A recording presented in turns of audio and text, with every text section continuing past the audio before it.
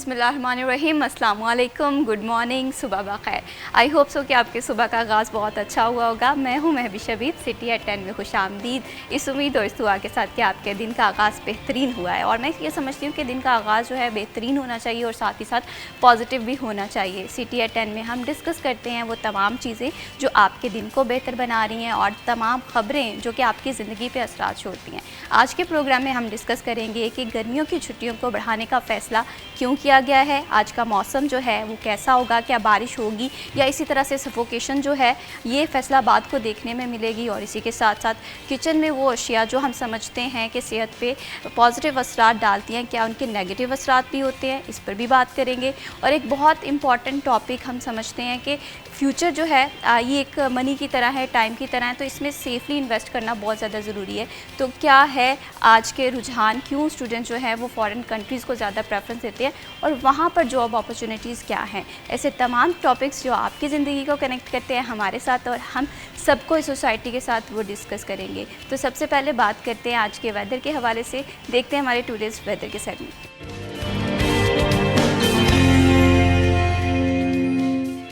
फैसलाबाद के वेदर के हवाले से बात करें तो यूँ महसूस हो रहा है कि इतनी सफोकेशन है, लेकिन मरियम रज़ा हमारे साथ मौजूद हैं, उनसे जानते हैं कि फ़र्दर क्या अपडेट्स है फैसलाबाद के वेदर की। जी मरियम बताइएगा। फैसलाबाद के मौसम के हवाले से बात करें तो आज शहर फैसलाबाद में बादलों का राज दिखाई देता है, मौसम आलूद है और इसके साथ साथ सबसे बड़ी हल्की हवाएं चलने का सिलसिला जारी है, जिसकी वजह से मौसम जो है वो भी कदरे बेहतर महसूस किया जा रहा है। और उसके साथ साथ दर्जा हरारत के अंदर भी मामूली कमी जो है वो वाक़या हुई है, जिसकी वजह से फैसलाबाद का मौसम इस वक्त ख़ासा खुशगवार है। लेकिन जैसे जैसे दिन गुजरेगा तो क्योंकि मानसून है तो हब्स का माहौल मज़ीद बढ़ता हुआ दिखाई देगा। अगर दर्जा हरारत के हवाले से बात करें तो आज कम से कम दर्जा हरारत 30 डिग्री सेंटीग्रेड रिकॉर्ड किया गया है, जबकि ज़्यादा से ज़्यादा 36 डिग्री रहने का इम्कान है। हवा में नमी का तनासब जो है वो 66% है, जबकि हवाएँ आज 6 किलोमीटर फ़ी घंटा की रफ्तार से चल रही हैं। ये चलने वाली हवाएं शहर फैसलाबाद के मौसम को कदरे बेहतर और उसके साथ साथ फैसलाबादियों को भी सुख का सांस देती हुई दिखाई दे रही है, क्योंकि गुज़श्ता कई रोज़ से गर्मी की शिद्दत थी, उसकी लहर बरकरार थी और फैसलाबादी इस मौसम को खासा बर्दाश्त भी कर रहे थे और दुआ भी कर रहे थे कि मौसम जो है वो तब्दील हो जाए। और आज इस मौसम के अंदर तब्दीली दिखाई देती है। महकमा मौसमियात के मुताबिक आइंदा 24 घंटों के अंदर ताहाल बारिश का तो कोई इम्कान नहीं है, लेकिन मौसम जो ऐसे ही रहेगा, बादलों का राज रहेगा और हल्की हवाएं भी चलती रहेंगी। लेकिन उसके साथ एहतियात करनी भी बहुत ज़्यादा ज़रूरी है। तिब्बी माहिरीन कह रहे हैं कि पानी का इस्तेमाल ज़्यादा से ज़्यादा करें ताकि डिहाइड्रेशन जो है वो ना हो सके। और उसके साथ साथ फ्राइड खानों से बेहतर है कि सब्जियों का इस्तेमाल किया जाए, ताकि ख़ुद को दीगर बीमारियों से जिनके अंदर पेट की बीमारियाँ और डायरिया है उससे बचाया जा सके। जी बहुत शुक्रिया मरियम, आप तफसीलात से आगाह कर रही थी। बात करते हैं वेदर के हवाले से, तो मैं ये समझती हूँ कि जो मौसम है वो इंसान की सेहत पे बहुत अच्छे असरात भी छोड़ता है, लेकिन फैसलाबाद का वेदर काफ़ी दिनों से काफ़ी हब्स और सफोकेशन है। इसके साथ साथ हमारी ज़िंदगी के तमाम तर मामला जो हैं वो भी मुतासर होते हुए दिखाई देते हैं। हम देखते हैं कि हम अपनी ज़िंदगी में ना एक्सरसाइज कर रहे हैं, ये भी वेदर पर डिपेंड होता है। हम सोचते हैं कि मौसम खुशगवार होगा, दोबारा से एक्सरसाइज शुरू करेंगे, मॉर्निंग वॉक के लिए जाएंगे। मैं ये समझती हूँ कि ज़िंदगी में हमें किसी चीज़ का इंतज़ार नहीं करना चाहिए, जो है हमारे पास आज है। तो कोशिश करें अपनी सेहत का बहुत ज़्यादा ध्यान रखें। हम अक्सर औक़ात अपनी सेहत को निगलेक्ट कर देते हैं, अपने तमाम तर मामलात जो हैं देखते हैं। हम अपनी प्रोफेशनल लाइफ में बहुत ज़्यादा परफेक्ट होते हैं, पर्सनल लाइफ में भी सबका ख्याल रखने की कोशिश कर रहे होते हैं। हमारे वालिदैन हैं, हमारे बच्चे हैं, बीवी है, शौहर है, हमारी लाइफ में हम कहीं बहुत पीछे रह जाते हैं। तो कोशिश ये करें कि अपने आप को भी थोड़ी सी प्रायोरिटी दें, दिन में ज़्यादा नहीं तो एटलीस्ट 20 से 25 मिनट जो हैं वो आप अपने लिए ज़रूर निकालें। कोई भी चीज़ जो आपको खुशी दे, हो सकता है कि आप एक अच्छे पेंटर हों, हो सकता है आप एक अच्छे सिंगर हों, तो अपने अंदर के टैलेंट को पहचानना मैं ये समझती हूँ कि आज के दौर में ये बहुत मुश्किल भी है और हम अपने आप पर फोकस नहीं करते। स्किल्स के हवाले से बात करें तो आजकल मैं ये सोचती हूँ कि ज़्यादातर ट्रेंड जो है वो स्किल्स का है। एक तो आपकी अर्निंग अच्छी हो जाती है और दूसरा आप जो है बहुत अच्छा जो है चीज़ें सीखने को भी मिल जाती हैं और सीखने सिखाने का अमल जो है वो इंसान की ज़िंदगी में कभी नहीं रुकता। तो कोशिश ये करें कि हर दिन का आगाज़ इस अहद के साथ करें, इस सोच के साथ करें कि आज हमें कुछ नया सीखना है। बाकी ज़िंदगी में मुश्किलात भी आती रहती हैं, नशेब व फराज भी आते रहते हैं। तो एक चीज़ जब हमारी ज़िंदगी में मुश्किल टाइम आता है तो हम ये सोचते हैं कि अब जो है शायद ये मुश्किल टाइम हमारी ज़िंदगी में साथ साथ चलेगा, लेकिन मुश्किल टाइम में पॉजिटिविटी ढूंढना, अपने आप को रिलैक्स रिलैक्स रखना, अपने फ़ैसले साजी की जो सलाहियत है उसे बरकरार रखना बहुत ज़्यादा ज़रूरी होता है। और अक्सर हम इन्हीं टाइम में अपनी ज़िंदगी के गलत फ़ैसले ले लेते हैं। तो कोशिश ये करें कि मुश्किल टाइम को सब्र से देखें और जब हमारी ज़िंदगी में अच्छा टाइम आए तो उसे शुक्रिया से दें। अपने आसपास के लोगों का शुक्र अदा करें, अपनी नेमतों को दूसरों के साथ बांटना सीखें। जब हम अपनी ज़िंदगी में ये असूल अपना लेंगे ना, इससे हमारी ज़िंदगी भी आसान हो जाएगी, दूसरों की ज़िंदगी भी आसान हो जाएगी। अक्सर हम आसानियों के हवाले से बात करते तो हम हमेशा अपनी ज़ात को किसी हद तक पहले रखते हैं कि हमें अपने लिए आसानियाँ रखनी है, लेकिन साथ ही साथ हम जिस सोसाइटी का हिस्सा है इसमें डिफरेंट लोग जो है हमारे साथ कनेक्टेड होते हैं। हमारे नेबर्स हैं, हमारे जो कॉलीग्स हैं, हमारे एम्प्लॉयज़ हैं, या वो लोग जो हमारे अंडर काम कर रहे होते हैं, उनका ख्याल रखना भी हमारी ज़िम्मेदारी है। अब दो तरह के लोग होते हैं, या तो वो बहुत सेल्फिश होते हैं, वो अपने आप को प्रायोरिटी रखते हैं, और दूसरी जानिब ऐसे लोग भी होते हैं जो सिर्फ़ और सिर्फ दूसरों का ख्याल रखना चाहते हैं। तो मैं ये समझती हूँ कि हमें बैलेंस अप्रोच जो है वो अपनी ज़िंदगी में लाजमी इम्प्लीमेंट करनी चाहिए। बहुत ज़्यादा सेल्फिश भी नहीं होना चाहिए और बहुत ज़्यादा सेल्फलेस भी नहीं होना चाहिए। जब हम अपनी ज़िंदगी के बैलेंस तरीके से मामला देखेंगे तो हमारी ज़िंदगियों में खुशियाँ भी आएंगी, आसानियाँ भी आएंगी। और एक चीज़ मैंने आज सुबह पढ़ रही थी कि देखते हैं कि जिस चीज़ की हमें कमी महसूस होती है ना अपनी ज़िंदगी में, उसे बांटना शुरू कर दो। हो सकता है फॉर एग्ज़ाम्पल आप देख रहे हैं कि आपकी ज़िंदगी में अच्छे दोस्त की कमी है, तो आप खुद किसी के अच्छे दोस्त बन जाओ। आपको लगता है कि आप किसी को अच्छी नसीहत कर सकते हैं, आपकी ज़िंदगी में मुशावरत वाले लोग कम हैं, तो आप दूसरों के लिए आसानियाँ बांध दो। तो ये चीज़ जो है ना, ये ज़िंदगी में आप इम्प्लीमेंट करवाएं, और ये चीज़ें मैं अपनी ज़िंदगी में इम्प्लीमेंट करवाने का सोचती भी हूँ और करती भी हूँ। मुझे बहुत फ़ायदा होता है। बढ़ाते हैं प्रोग्राम को आगे और अब बात करते हैं, अगर हम गर्मियों की छुट्टियों के हवाले से बात करें, बच्चा पार्टी जो है वो इस टाइम काफ़ी ज़्यादा खुश है, क्योंकि यकम सितंबर तक जो है वो छुट्टियाँ हो गई हैं गर्मियों की। लेकिन ये फ़ैसला क्यों किया गया है, इस पर भी बात करेंगे। क्या छुट्टियाँ मज़ीद भी बढ़ सकती हैं, इस पर भी बात करेंगे। लेकिन इस टॉपिक पे बात करने से पहले जो हमारे आज के मेहमान हैं उनका तारुफ़ करवा दूँ। आज हमें प्रोग्राम में ज्वाइन किया है सिटी 41 के सीनियर रिपोर्टर जहांगीर अशरफ ने। अस्सलाम वालेकुम, कैसे हैं जहांगीर आप?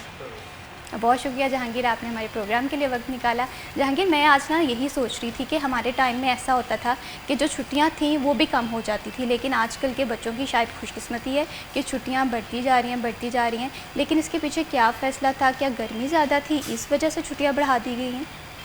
अच्छा, वैसे मौजूदा सूरत हाल में समझ से बाहर है कि छुट्टियाँ क्यों बढ़ा दी गई, क्योंकि पिछले कई साल से कोविड के बाद से गवर्नमेंट अभी तक एकेडमिक कैलेंडर को वो कैच नहीं कर सकती। हर साल छुट्टियां एक्स्ट्रा हो जाती हैं, बच्चों की पढ़ाई के लिए दिन कम हो जाते हैं, और अल्टीमेटली जो रिज़ल्ट है हमारे तालीमी इदारों के वो कम होते जा रहे हैं।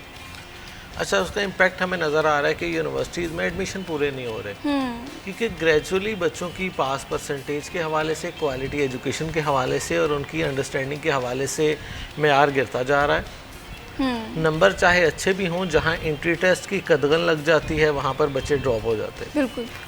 इस साल यूनिवर्सिटीज़ और HEC ने कहा कि तमाम BS प्रोग्राम के लिए एंट्री टेस्ट लिए जाएंगे, जिसके लिए तमाम बच्चे जो हैं वो जब अपीयर होते हैं तो उनमें से अक्सर फेलियर का सामना करना पड़ता है। और एक तबका हमारा वो भी है बच्चों का कि जो टेस्ट के डर से अप्लाई नहीं करते, कि जहाँ टेस्ट होगा वहाँ अप्लाई नहीं करना, कि फ़ेल होने से बेहतर है कि अपीयर ही ना हो। बिल्कुल। तो मैं समझता हूँ छुट्टियाँ जो अभी की गई हैं, गवर्नमेंट ने तो कहा कि climate change, no doubt climate change पिछले कई सालों से वो इतनी ज़्यादा चेंजिंग आ रही कि हमें सर्दियों की छुट्टियाँ बढ़ानी पड़ जाती हैं, हमें गर्मियों की छुट्टियाँ बढ़ानी पड़ जाती हैं और कबल वक्त देना पड़ जाती हैं। अगर इन्हीं छुट्टियों की बात करें तो 1 जून की बजाय इन्होंने 1 हफ़्ता पहले से मई में छुट्टियाँ दे दी थी। मई के लास्ट वीक में छुट्टियाँ हो गई थी। अब अंदाज़ा करें, जो पहले ही छुट्टियाँ 1 हफ़्ता बढ़ गई थी, अब उनको मज़ीद 2 हफ़्ते बढ़ा दिया गया। इसका मतलब है कि जो तकरीबन 2.5 माह की छुट्टियां होती थी वो अब 3 माह से ऊपर ले गए। 3 माह और 1 हफ़्ता।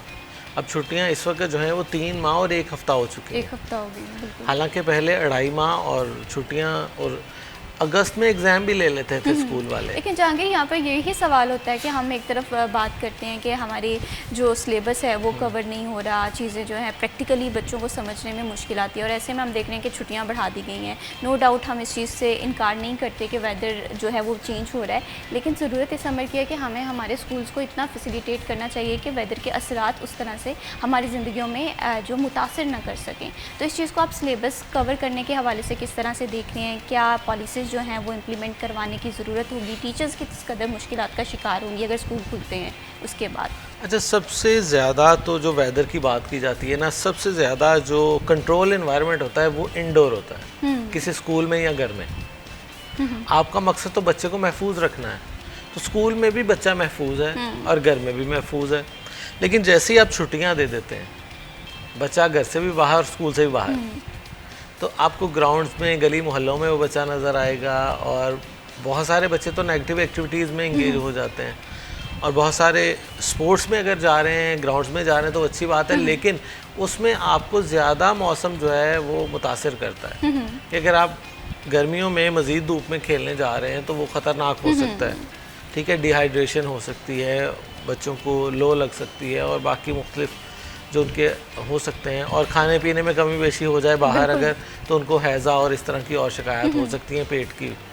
तो ये बच्चे जो हैं तालीमी इदारों में कंट्रोल रहते हैं, जैसे ही छुट्टियां हो जाती हैं वो अनकंट्रोल हो जाते हैं, ना वो पेरेंट्स के कंट्रोल में रहते हैं और ना स्कूल के कंट्रोल में रहते हैं। ये बात तो बिल्कुल आपने ठीक कही है कि बच्चों को कंट्रोल करना बहुत मुश्किल और इसी तरह से जब टीचर है उसको फिर सिलेबस कंट्रोल करना मुश्किल हो जाता है कि अब उसको, इसका मतलब है कि अगर 3 हफ्ते 21 दिन देखें ज़्यादा छुट्टियां दे दी गई, अब पहले 1 हफ्ता और आखिरी 2 हफ्ते इसका कौन ज़िम्मेदार है कि उन 21 दिनों में जो सिलेबस पढ़ाया जाना था उसका कौन ज़िम्मेदार है? एक तो पहले छुट्टियों करने का नुकसान ये है कि छुट्टियों से पहले बच्चा बिल्कुल रॉ हैंडेड होता है, उसको आपने नई क्लास में बिठाकर 2 माह पढ़ाना होता है, फिर उसको छुट्टियां देनी होती है और छुट्टियों का काम देना होता है। बिल्कुल। जो बच्चे 9th से 10th में आए उनको तो 1 माह भी पढ़ने का नहीं मिला छुट्टियों से पहले।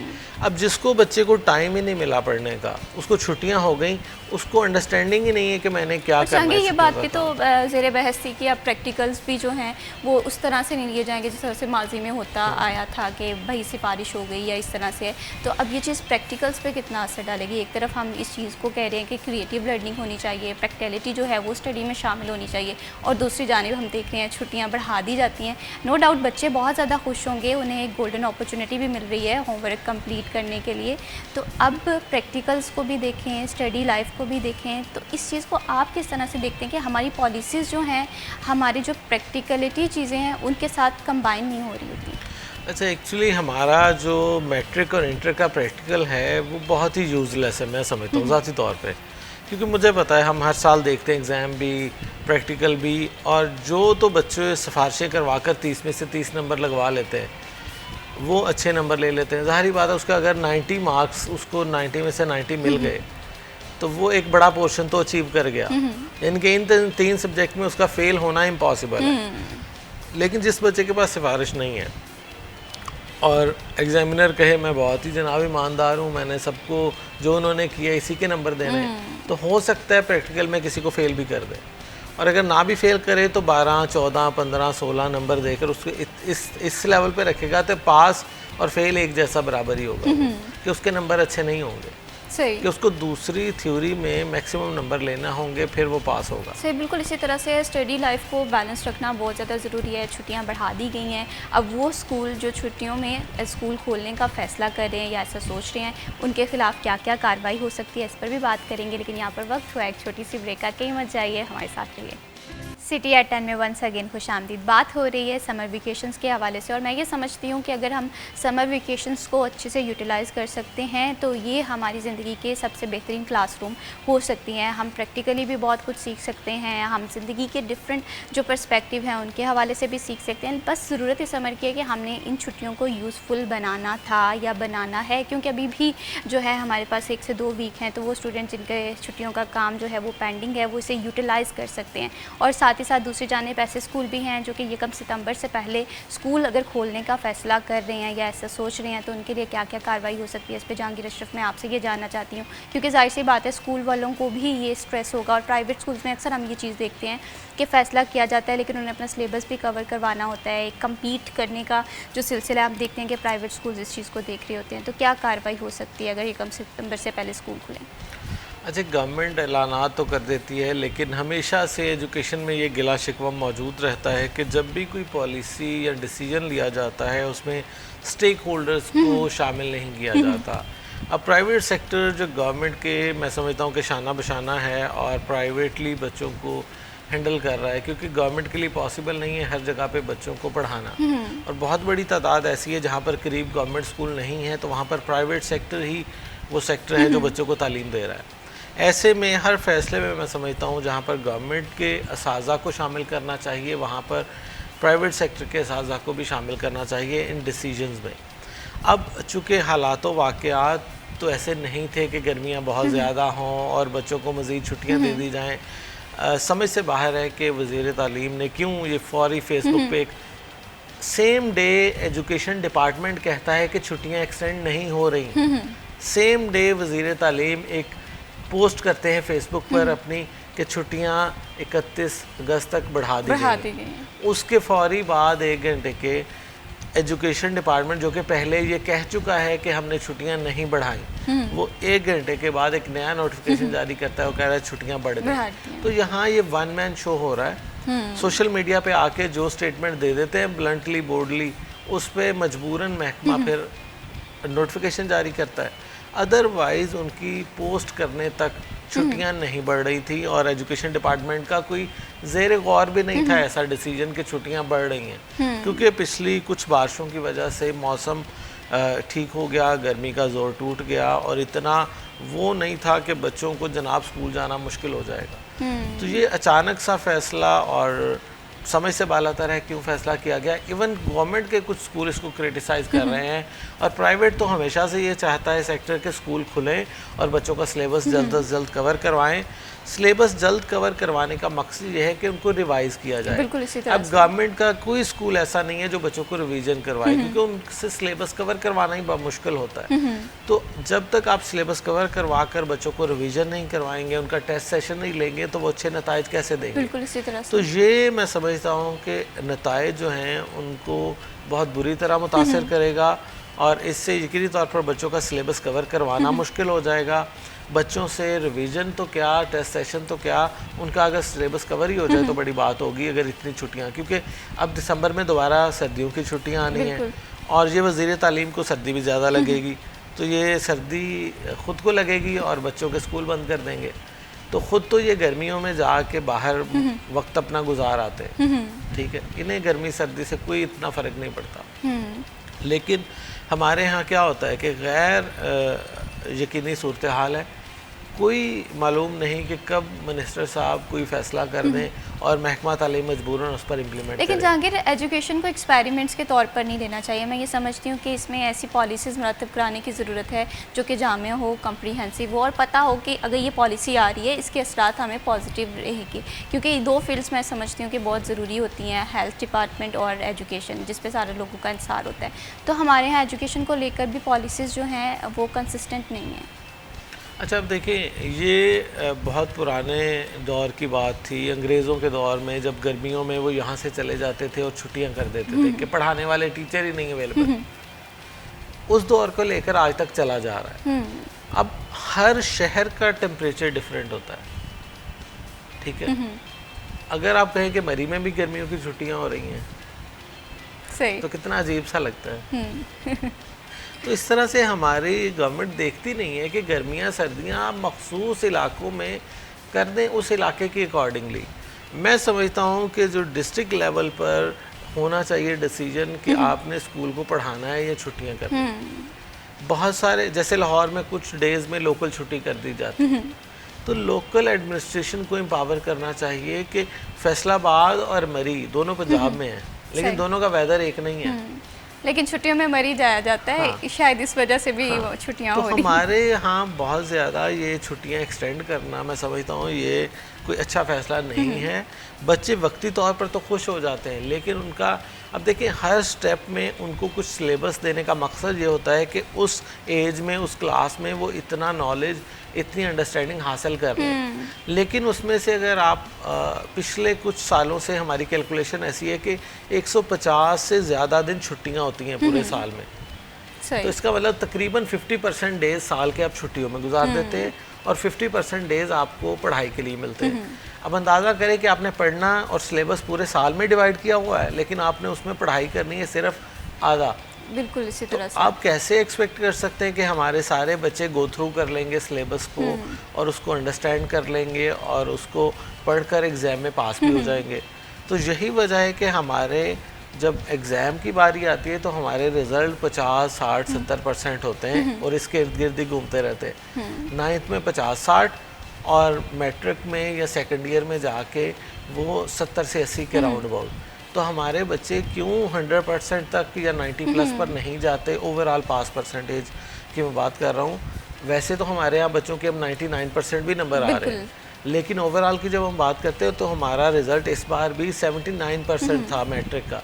इसका मतलब 21% बच्चे हमारे फेल हुए हैं। और लेकिन जहांगीर, अगर हम 70% भी देखें, इसमें मोस्टली ऐसे बच्चे होंगे जिनकी जो है क्रिएटिविटी उस तरह से नहीं होगी, जिनकी ब्रेन स्टॉर्मिंग है, उन्होंने सिर्फ सिलेबस पढ़ा होगा लेकिन उसे प्रैक्टिकली नहीं पता होगा कि इम्प्लीमेंटेशंस किस तरह से करनी है। तो जब हम अपने एजुकेशन सिस्टम को इतना पावर ही नहीं दे रहे कि वो अपने फैसले कर सके कि छुट्टियाँ आया बढ़ानी चाहिए या नहीं, तो इनडायरेक्टली इसका असर हमारे बच्चों पर भी होगा, हमारी तालीम के निज़ाम पर भी होगा। अच्छा, बिल्कुल। जो हम बात कर रहे हैं ना कि 79% बच्चे पास हैं, उनमें से भी मोर देन 20% बच्चे ऐसे होंगे जिनके नंबर 50% से कम होंगे।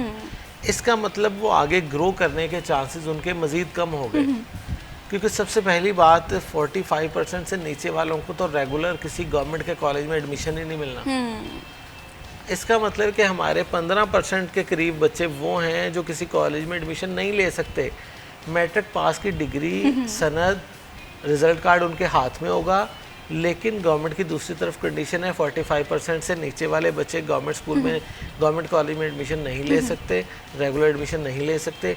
इसका मतलब है कि हमारा जो फेल होने वाला बच्चा है, मतलब जिसको आप फर्स्ट ईयर में दाखिला ही नहीं दे सकते, तो वो फेल ही हो गया। बिल्कुल। तो वो बच्चों की तादाद 21 की बजाय मैं समझता हूँ वो तकरीबन 40% तक जा पहुँचती है। और आपने देखें दूसरी जानिब हम अगर देखें सेकेंड ईयर के स्टूडेंट्स, उनके साथ भी हम यही कर रहे हैं। यूनिवर्सिटीज़ के एडमिशन ऑलरेडी हम देख रहे हैं कि कह दिया गया कि फ़र्स्ट ईयर के नंबर्स पे एडमिशन दे दिए जाएंगे। तो जो बच्चा इन दी केस यूनिवर्सिटी में एडमिशन लेना चाह रहा है और उसके फ़र्स्ट ईयर के नंबर कम है, वो किस तरह से अपनी एजुकेशन कंटिन्यू करेगा? अच्छा, अब ये भी बहुत बड़ा ब्लंडर है कि बच्चे ने अभी इंटरमीडिएट क्लियर नहीं किया, उसको यूनिवर्सिटी में एडमिशन दे दिया। आपने देखें पहली क्लास पास की नहीं और आपको सेकंड क्लास में बिठा दिया गया दूसरी जमात में।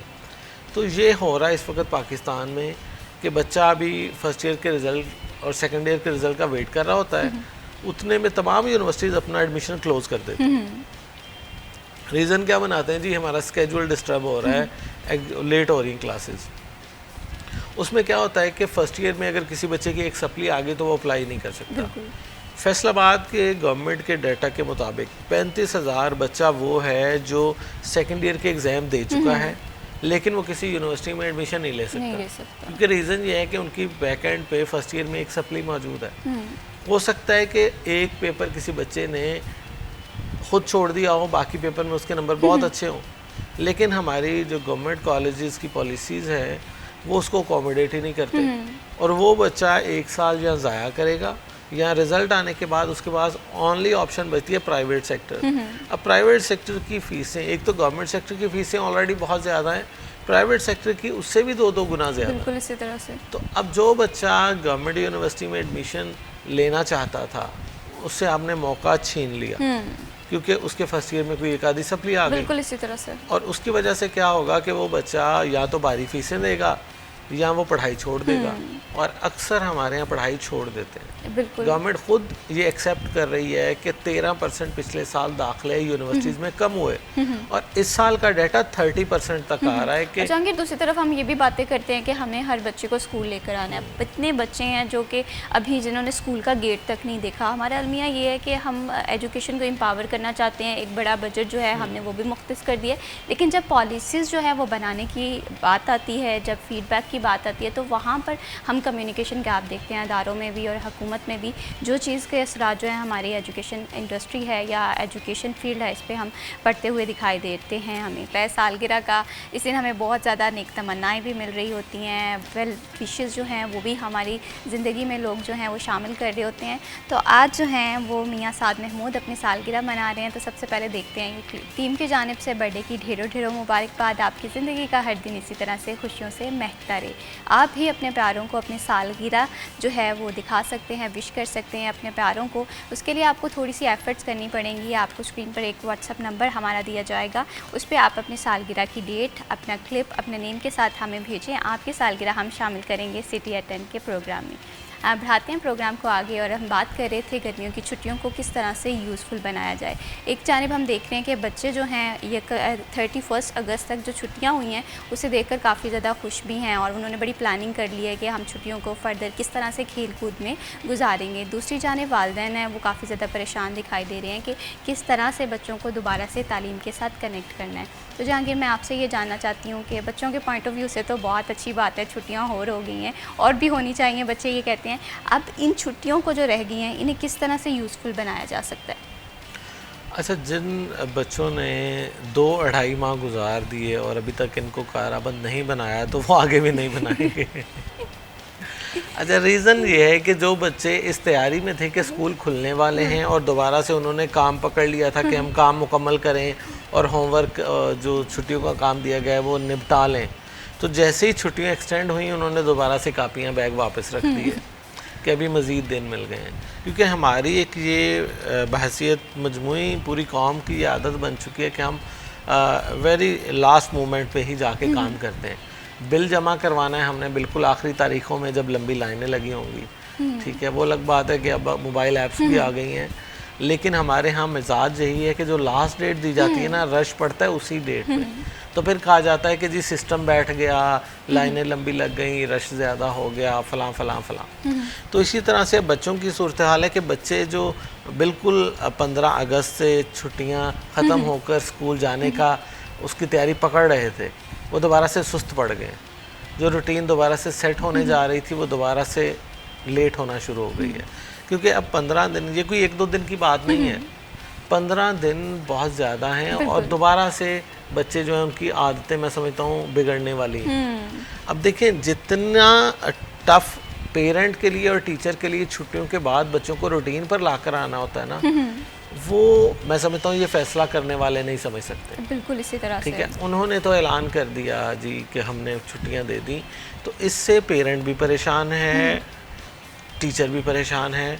टीचर को ये परेशानी है कि जब वापस आएगा बच्चा तो उसको कम से कम 1 हफ्ता 10 दिन रूटीन में लाने में लगेंगे, अंडरस्टैंडिंग के एनवायरनमेंट में लाने में लगेंगे, क्योंकि उसने 3 माह का स्पैन गुजारा है बिना किसी खौफ और ख़तरे के। कोई उसको परेशानी नहीं है, कोई याद नहीं करना, कोई रोज़ाना का होमवर्क नहीं चेक करवाना, कोई सुबह टाइमली उठना नहीं है, शाम को टाइमली सोना नहीं है, कोई हैबिट उसकी वो जो रूटीन वाली थी छुट्टियों में। हाँ, वो कहते हैं कि वो बिल्कुल मौजी रूह बन जाता है बच्चा। और 3 माह के बाद जब उसको रूटीन में लाने की कोशिश करते हैं तो हमारे अक्सर पहले दिन बच्चे छुट्टी का बहाना करते हैं कि जी आज नहीं जाना, कल से जाएंगे। तो इसी तरह से टोटल 100% अटेंडेंस होते होते 1 हफ्ता गुजर जाता है। अच्छा, वो इदारे जो जाते ही एग्ज़ाम रख लेते हैं, वो एग्ज़ाम का जब भी एग्ज़ाम पे छुट्टियों के बाद रखा जाता है उसके कोई इतने अच्छे नताइज नहीं आते। ठीक है, हमारे यहाँ शुरू से चलता आ रहा है दिसंबर टेस्ट, सबसे ज़्यादा ऑथेंटिक दिसंबर टेस्ट को समझा जाता है, क्योंकि अब बच्चा छुट्टियों के बाद 2-3 माह दोबारा पढ़ाई करेगा और फिर जाके दिसंबर टेस्ट देगा और फिर उसमें कोई अच्छा परफॉर्म करेगा। एक टाइम पे तो सितंबर टेस्ट भी हुआ करते थे छुट्टियों, लेकिन अब चूँकि उसको मोस्टली दिसंबर टेस्ट का नाम दे दिया गया है, क्योंकि उसके बाद फौरी जनवरी में दाखिले फाइनल जाने होते हैं बच्चों के और दिसंबर में। तो बहुत सारे इदारे दिसंबर टेस्ट से मशरूत करते हैं कि इस पे पास होंगे तो आपका रेगुलर एडमिशन जाएगा, आप पास नहीं होंगे तो आपका प्राइवेट एडमिशन जाएगा। ठीक है, तो क्योंकि छुट्टियों के फौरी बाद तो बच्चों को जज करना ये ज़्यादती है, क्योंकि छुट्टियों में हमारे एक तो 100% पेरेंट्स पढ़े लिखे नहीं हैं। अब जहाँ पर पेरेंट्स पढ़े लिखे नहीं हैं और छुट्टियों से पहले बच्चे को टाइम ही 1 या 2 माह या 1.5 माह का मिला है, तो वो कितना उसको पढ़ लेगा, कितना अंडरस्टैंड कर लेगा। छुट्टियाँ अक्सर बच्चों की ऐसे ही गुजर जाती हैं कि उसको अंडरस्टैंडिंग ही नहीं होती, वो सिर्फ रीडिंग तो कर सकता है, अंडरस्टैंड नहीं कर सकता, क्योंकि अक्सर पेरेंट हमारे पढ़े लिखे नहीं हैं। और जब वो बच्चा वापस आता है तो फिर असल स्टडी शुरू होती है छुट्टियों के बाद। और जहाँ छुट्टियों में हम ट्यूशन के रोल को किस तरह से देखते हैं, क्या ये यूज़फुल रहा है अगर इन छुट्टियों के हवाले से बात करें, या माजी में हम देखते हैं कि जो वालिदैन पढ़े लिखे नहीं होते या तालीम का इतना नहीं हावना होती, क्योंकि आजकल तालीम भी काफ़ी ज़्यादा मॉडर्न हो गई है, तो क्या ट्यूशन का ट्रेंड सारी रिक्वायरमेंट फुलफ़िल कर रहा है? अच्छा, ट्यूशन जो है ना हमारे एग्ज़ाम के हवाले से तो बड़ा आइडियल है कि हमारा स्कूल और कॉलेज बच्चों को एग्ज़ाम के लिए तैयार नहीं करता, वो किताब पढ़ा देता है शुरू से आखिर तक, लेकिन एकेडमी जो है वो एग्ज़ाम के अकॉर्डिंग तैयारी करवाती है।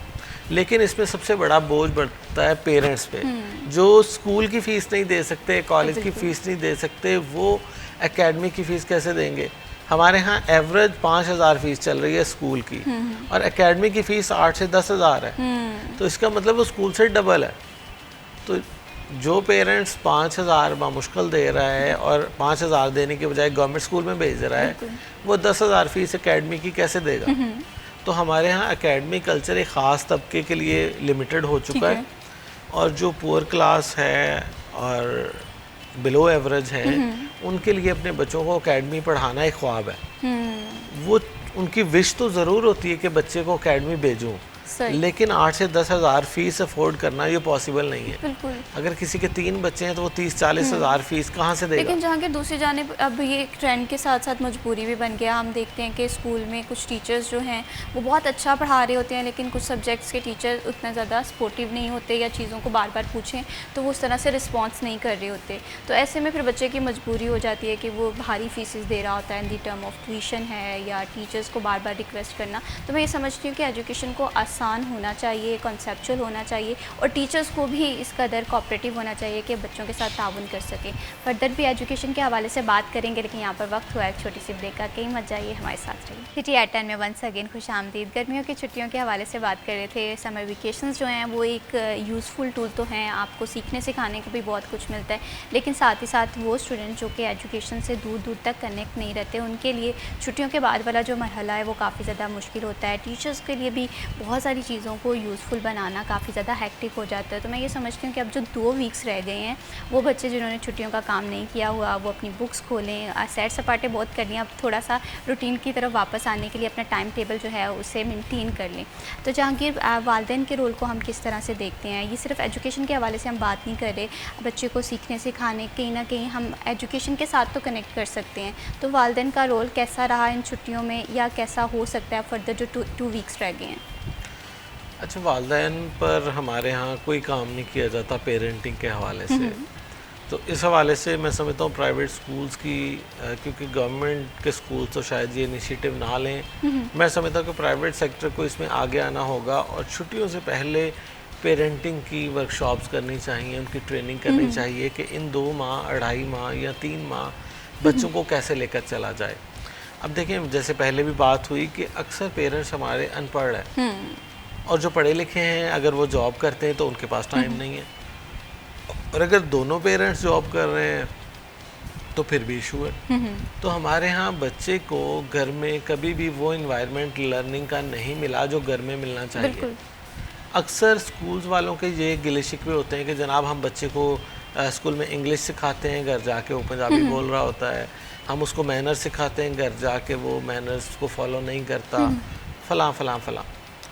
बेसिकली हमारा जो पेरेंट और टीचर है, जब हम कहते हैं कि ट्राइएंगल है बच्चा, टीचर और पेरेंट, तो हमारे यहाँ क्या हो रहा है कि टीचर और पेरेंट एक दूसरे पे जिम्मेदारी डाल रहे हैं। ठीक है। वो कहता है कि मैं इसकी फ़ीस देता हूँ, सारा सिखाना, सारा पढ़ाना, सारा इसको एथिक्स सिखाना या जो भी इसकी ट्रेनिंग है वो आपने करनी है, वो स्कूल पे डाल देता है, टीचर पे डाल देता है।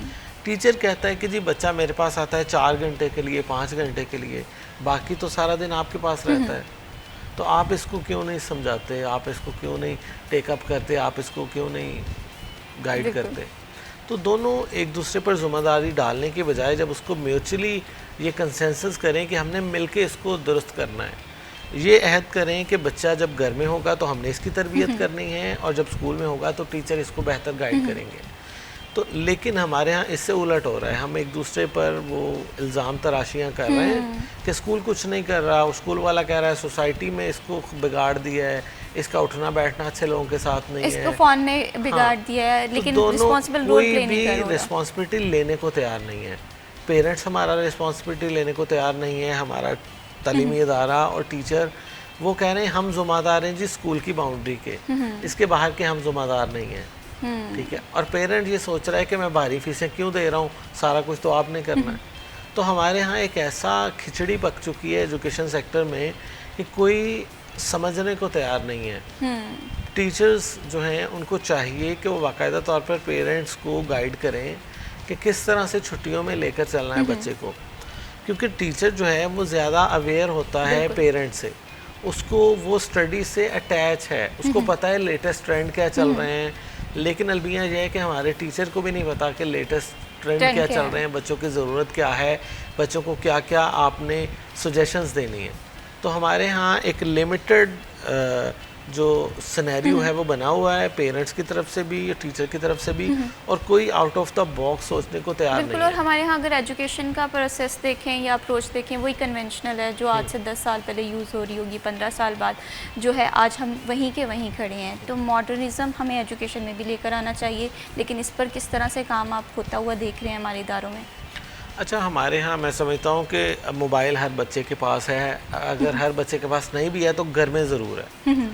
आप ऐसा करें कि उसको मोटिवेशनल वीडियोस के लिंक भेजें, टीचर उसके पेरेंट्स को भेजें, बच्चे को भेजें कि आप छुट्टियों में ये एक्टिविटीज़ करो, ये देखो, ये वीडियोस देखो, आप मोटिवेशन हासिल करो। अब तमाम सब्जेक्ट चाहे फ़िज़िक्स हो, केमिस्ट्री हो, मैथ हो, बायो हो, कंप्यूटर साइंस हो, इवन इंग्लिश हो या उर्दू हो या कोई भी लैंग्वेज हो या कोई भी, आप यूट्यूब में उसकी वीडियोस देखकर उसको काफ़ी कुछ सीख सकते हैं। लेकिन कभी किसी टीचर ने बच्चों को नहीं बताया कि आप फिज़िक्स के ये एक्सपेरिमेंट फ़लाँ चैनल से देखो, ये नहीं कभी बताया कि मैथ के लिए आप इस चैनल को फॉलो करो, ये नहीं बताया कि इंग्लिश स्पोकन अगर आपने अच्छी करनी तो ये चैनल देखो। तो हमारे यहाँ टीचर ने एक हवा बनाया हुआ है कि मोबाइल यूज़ नहीं करना, पेरेंट्स ने भी हवा बनाया हुआ है। और मोबाइल क्या है, सिर्फ कार्टून देखने की मशीन है हमारे बच्चे के लिए। ना पेरेंट ने उसको गाइड किया है, ना टीचर ने गाइड किया है। अच्छा, पेरेंट की बच्चे उतना मानते भी नहीं है इस हवाले से। टीचर अगर कहेगा कि आपने ये वीडियोस देखनी है तो वो ज़रूर देखेगा। ये बात तो बिल्कुल आपने ठीक की है कि हमने बच्चे का स्क्रीन टाइम बढ़ा दिया है, लेकिन उसे यूज़फुल बनाने का तरीका हमने बच्चे को सिखाया ही नहीं है। तो ये बहुत ज़रूरी है कि अगर स्क्रीन टाइम है, और जहांगीर मैं ये भी समझती हूँ कि अगर हमने स्क्रीन टाइम बच्चे को देना है तो उसका टाइम स्केड्यूल होना चाहिए। लेकिन हम देख रहे हैं कि वालिदैन अपने बच्चे को फ़ोन दे देते हैं, 1 घंटा हो, 2 घंटे हो, 3 घंटे हो, बस बच्चा फ़ोन पे लगा हुआ है। तो ये चीज़ भी बहुत ज़्यादा देखने की और सोचने की ज़रूरत है। अच्छा, हमारे यहाँ जैसे पहले भी ये बात हुई है कि स्केड्यूल बनाना पेरेंट को नहीं आता और पेरेंट उस पर इम्प्लीमेंट भी नहीं करवा सकता। बहुत कम पेरेंट ऐसे हैं जो सख्ती करते हैं इस हवाले से, इम्प्लीमेंटेशन के हवाले से, कि हम स्केड्यूल बनाएंगे, ये आधा घंटा 1 घंटा आपको मोबाइल मिलेगा, आप जो मर्ज़ी देखो ना देखो, इसके बाद आपने पढ़ाई करनी है। लेकिन अक्सर बच्चे ज़िद में आके पेरेंट से अपनी बातें मनवाते हैं, वो काम नहीं करते, पढ़ाई नहीं करते, लेकिन वो प्रॉपर टीवी का टाइम और मोबाइल का टाइम ले लेते हैं, बल्कि छीन लेते हैं, ठीक है। तो हमारे यहाँ ये जो, चूँकि वही बात है कि उनको कोई टारगेट नहीं मिला स्कूल की तरफ से कि आपने ये वीडियोस देखनी है, ये लेक्चर सुनने हैं। आप बच्चों का घर में एक्सपेरिमेंट देख लें कि बच्चे कार्टून देख रहे हैं, उनको कोई इंग्लिश लैंग्वेज की एक चैनल लगा दें, वो नहीं सुनेंगे, नहीं, बिल्कुल भी नहीं। वो कहेंगे हमने कार्टून ही देखने हैं, ठीक है। वो बच्चे कोई मूवी देख रहे हैं, उनको कोई एजुकेशनल मूवी लगा के देख लें, वो कह रहे हैं हमने ये नहीं देखनी। अब बहुत सारे ऐसे जो बच्चों की हैबिट, गुड हैबिट्स और बैड हैबिट्स के हवाले से कार्टून बन रहे हैं, वो भी नहीं बच्चे देखते। वो उनको पता चल जाता है कि ये मेरी पढ़ाई के लिए, तो मैंने नहीं देखी। उसको आप जब तक स्कूल में ऐसा एनवायरनमेंट क्रिएट नहीं करेंगे, तब तक घर में बच्चा उसको फॉलो नहीं करेगा। तो टीचर बताए कि फिज़िक्स का एक्सपेरिमेंट है, उसको अब ये चैनल से देखें, क्योंकि हमारे यहाँ स्कूल में तो एक्सपेरिमेंटल फिज़िक्स या केमिस्ट्री या मैथ नहीं पढ़ाया जाता। हमारे यहाँ सिर्फ रट्टे लगवाए जाते हैं, डेफिनेशन याद करवा दी जाती हैं, इवन मैथमेटिक्स में बच्चों को रट्टे लगवा दिए जाते हैं। पूरे का पूरा उसको फर याद होता है, इवन उसका आंसर गलत निकल आए ना, उसको पता होता है कि ये सवाल गलत हो गया, उसको आंसर तक रटाया होता है, उसको अपने प्रोसेस पे यकीन नहीं है। आंसर उसको गलत नज़र आया तो उसने कहना प्रोसेस गलत हो गया। बिल्कुल, ये जवाब बिल्कुल ऐसे तो है। अगर मैथ में भी उसको जवाब पहले से पता है ना, तो ये अलमिया है और ये बहुत नेगेटिव है कि बच्चा अपने पूरे थॉट प्रोसेस को गलत करके वो कह रहा है कि मैं कहीं से गलत हूँ। अभी ये भी ऐसा सिनेरियो भी आया है पेपर में कि हम लोगों को अगर कभी मैथमेटिक्स में आईसीएस का पेपर है जिसमें डेरिवेशन और जो है इंटीग्रेशन होती है, तो क्वेश्चन पूरा हल कर लिया है और हमें फ़ौरन से पता चल जाता है अच्छा इसका जवाब ही आ गया, ये क्वेश्चन ठीक है। तो कहीं ना कहीं हमने अपने कॉन्सेप्ट नहीं क्लियर किए हुए, हमने चीज़ों को माइंड में एक रट्टा लगाया हुआ है, वो मैथ्स है, वो फिज़िक्स है, वो बायो है। तो जब चीज़ों को समझ कर हम अपनी ज़िंदगी में इम्प्लीमेंट करेंगे और सीखेंगे, ब्रेनस्टॉर्मिंग करेंगे, क्रिएटिविटी लाएंगे अपनी स्टडी में, तो मैं समझती हूँ कि हम जिस चीज़ का रोना रोते हैं कि हमारे यहाँ रिसर्चर नहीं है, हमारे यहाँ साइंटिस्ट पैदा नहीं हो रहे, तो वो साइंटिस्ट इस वजह से ही नहीं पैदा हो रहे कि हमारे यहाँ डेवलपमेंट पे, रिसर्च पे उस तरह से काम नहीं हो रहा, बस रट्टे लगाए जा रहे हैं। बहुत शुक्रिया Jahangir Ashraf for joining us in this program. क्योंकि बात यह है छुट्टियों के हवाले से, छुट्टियां हैं अच्छी बात है, लेकिन साथ ही साथ स्टूडेंट्स को या बच्चों को, वालिदैन को अपना अपना रोल प्ले करने की ज़रूरत है ताकि कल को जब स्कूल खुलें तो होमवर्क भी कंप्लीट हो, कहीं ना कहीं एजुकेशन के साथ भी हम कनेक्टेड रहें। अब ये 2 वीक्स जो है ना, इन्हें कनेक्ट करें, एक स्टडी के साथ भी और सीखने के साथ भी, लर्निंग के साथ भी। मैं ये समझती हूँ कि किचन में हम लोगों को तमाम चीज़ों की इन्फॉर्मेशन होनी चाहिए कि आलू किस भाव बिक रहे हैं, प्याज जो है वो आज महंगा है या सस्ता है, क्योंकि हम देखते हैं कि हम किचन को मैनेज तो कर रही होती हैं ख़वातीन, लेकिन इन चीज़ों के प्राइसेस को देखना बहुत ज़्यादा ज़रूरी होता है, क्योंकि कभी कभार हमें जब मार्केट में जाना पड़ता है तो हमें चीज़ों के बारे में उस तरह से आइडिया नहीं होता। तो आज आलू का क्या भाव है, प्याज किस कीमत में बिक रहा है, ये हम देखते हैं हमारे आज के भाव सेगमेंट में। उमर रांझा हमारे साथ मौजूद हैं। उमर, बताइएगा कि आज सब्जियां और चिकन के क्या भाव हैं? फैसलाबाद मार्केट कमेटी की जानब से बरोज़ मंगल की रेट लिस्ट जारी कर दी गई है। ब्रायलर मुर्गी के गोश्त की बात की जाए तो 6 रुपये महंगा होकर 585 रुपये से 591 रुपये, जबकि मार्केट में 600 रुपये तक फ़रोख्त हो रहा है। फार्मी अंडा 2 रुपये महंगा होकर 288 रुपये से 290 रुपये फ़ी दर्जन। आलू 84 रुपये मार्केट में, जबकि 90 रुपये जो है वो फ़रोख्त होने लगा है। इसी तरह प्याज की कीमत 6 रुपये महंगा होकर 64 रुपये फ़ी किलो मुकर्रर, जबकि मार्केट में 70 रुपये तक फ़रोख्त हो रहा है। इसी तरह अदरक चाइना की कीमत बगैर इजाफे के 420 रुपये फ़ी किलो, जबकि मार्केट में 450 रुपये। लहसुन हरनाई 245 रुपये फ़ी किलो, जबकि मार्केट में 250 रुपये से 300 रुपये तक जो है वो फ़रोख्त किया जा रहा है। सब्ज़ी मिर्च की कीमत 10 रुपये कमी के साथ 70 रुपये, जबकि मार्केट में 100 रुपये तक जो है वो फ़रोख्त की जा रही है। फूल गोभी की कीमत 20 रुपये कमी के साथ 140 से 120 रुपये, जबकि मार्केट में अभी भी 130 रुपये तक फ़रोख्त हो रही है। टिंडे साहब का कीमत पर बरकरार रहते हुए 200 रुपये, घिया कद्दू 95 रुपये, बैंगन 80 रुपये, खीरे 105 रुपये, जबकि मार्केट में 110 रुपये फ़रोख्त हो रहे हैं। इसी तरह गाजर चाइना की बात की जाए तो गाजर चाइना 90 रुपये फ़ी किलो, जबकि मार्केट में 100 रुपये तक जो है वो फ़रोख्त हो रही है। अरबी की कीमत 85 रुपये, जबकि मार्केट में 110 से 120 तक फ़रोख्त हो रही है। फलों की कीमतों की बात की जाए तो फलों में सेब गाचा की कीमत जो है वो बगैर रद्दोबदल के 200 रुपये फ़ी किलो, जबकि मार्केट में 250 रुपये तक जो है वो फ़रोख्त की जा रही है। केला सब का कीमत पर बरकरार रहते हुए 150 रुपये, जबकि मार्केट में 170 रुपये।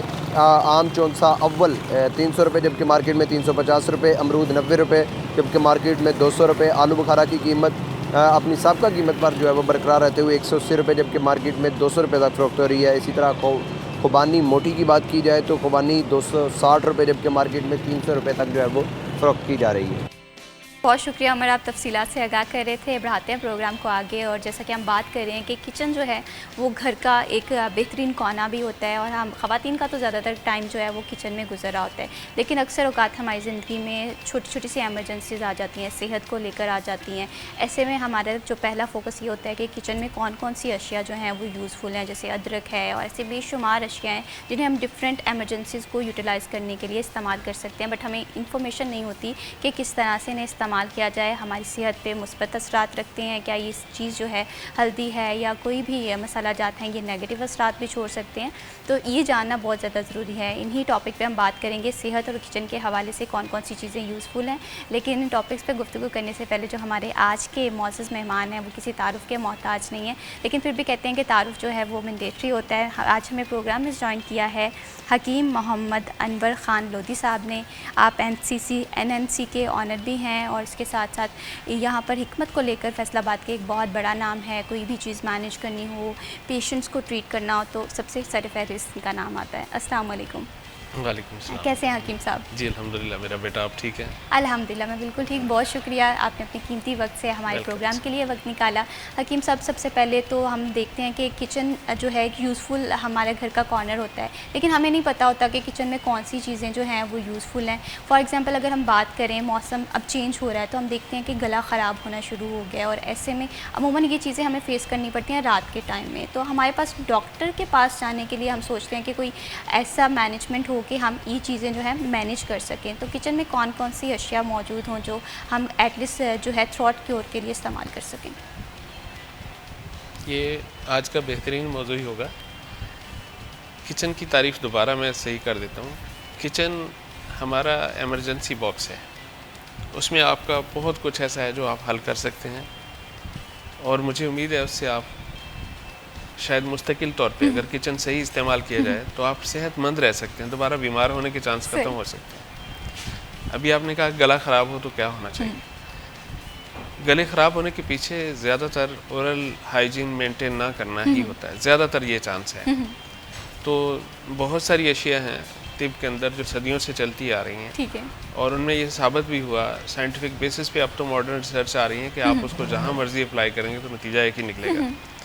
तो रूटीन में जो गला ख़राब होता है, मैं ज़रूरी समझूंगा कि पहले आप देखें गला ख़राब कैसे होता है, जो आप प्रायर टू टाइम मैनेज कर सकें।